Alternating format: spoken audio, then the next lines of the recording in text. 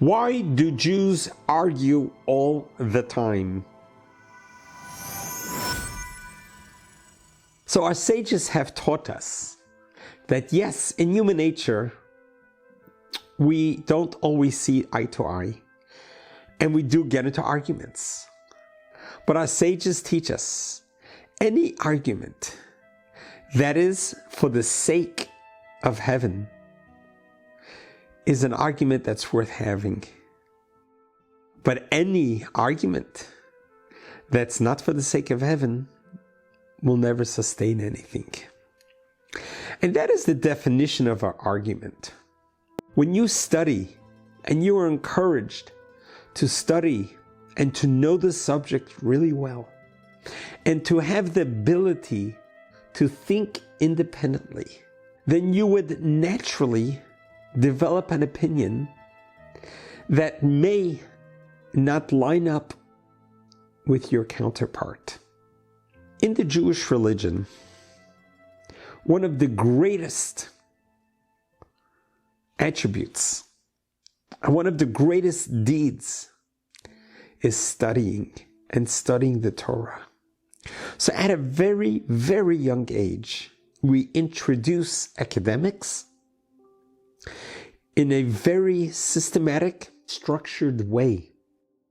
That even in first grade, children are sitting for hours studying, learning how to read the language, learning how to translate the language, and begins learning the Bible.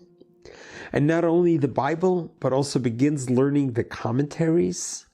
So there's a tremendous amount of time that's invested in academics and education. So it's a full day of studying.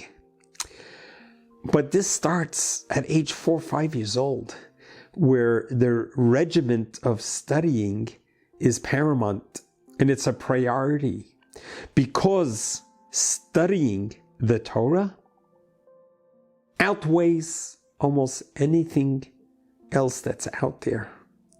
Because through studying the Torah, you will learn the morals and the ethics and the meaning of life, so that you can be a functioning, upstanding, moral human being of best of character. And that is the ultimate goal. This is why we study. We don't just study for the sake of studying, but we're studying for the sake of transforming ourselves, in bettering ourselves, improving ourselves, and not just improving ourselves, but improving how we conduct ourselves with others. There is how we conduct ourselves, our relationship between man and God, but there's also a very important relationship between man to man. That type of a relationship is critical.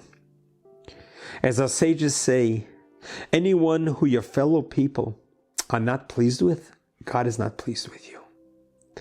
It is dependent on each other. You cannot love God without loving His creatures. They are both dependent onto each other. And that is why studying the depths and the meaning of the Torah is the key to the future of humanity and to your own future. And this is why Jewish people have developed a sense of arguing with each other. Because as we go through grade school, you have a teacher in the classroom who teaches you, and you get your fundamental basis of the religion. But as you move into middle school, you have a study partner. In most of the yeshiva, which is the house of studies, that's when you study with a partner. And the reason why you study with a partner is because the two of you are two beautiful souls that are combining your knowledge, wisdom, and understanding. And we all have what's known as an evil inclination. But when you have two godly souls studying together, it overpowers any of the evil inclination that's there. But when you're studying with a study partner, you develop a way of studying that you learn how to debate with each other. You know how to challenge each other, how to question each other. You study a subject, and then you see it very differently. And if you've ever stepped foot into a yeshiva study hall, the sound are so electrifying and so powerful. You'll see 100 to 200 students sitting and talking with each other, and they're very animated, and you see people using the thumbs to explain one way or the other way, and you literally argue with each other. How could you say this is what it says? No, I see it differently. You see it differently. And you would get into an argument, a heated argument, that eventually you got to go to the senior rabbi and get them to resolve and to tell you who's right. But that concept of arguing is arguing for the sake of heaven. It's a beautiful part of human nature to argue, but it's the end result. What happens after the argument?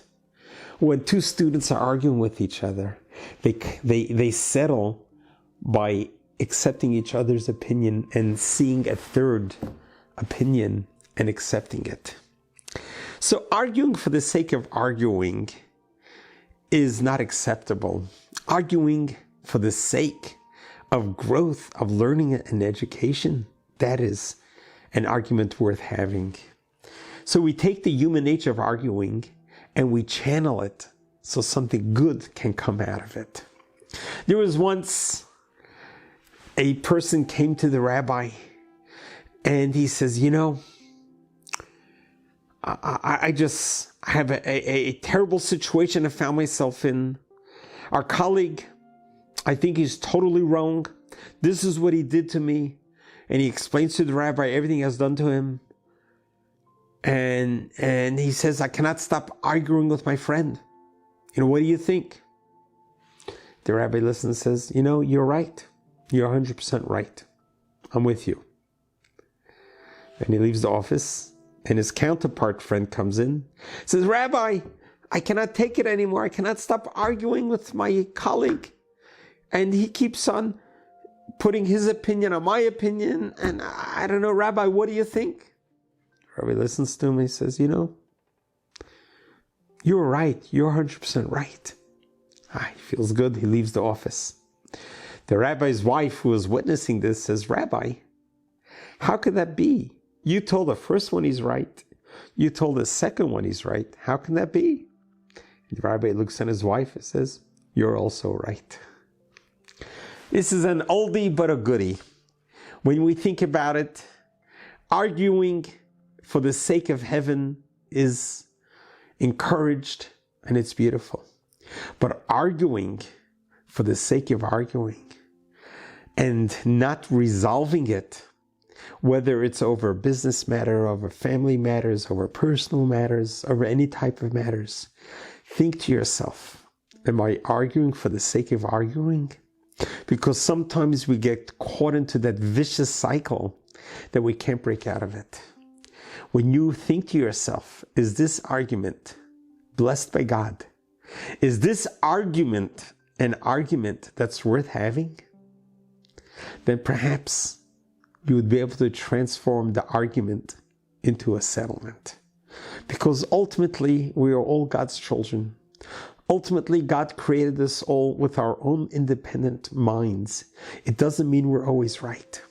It doesn't mean the other person is always right.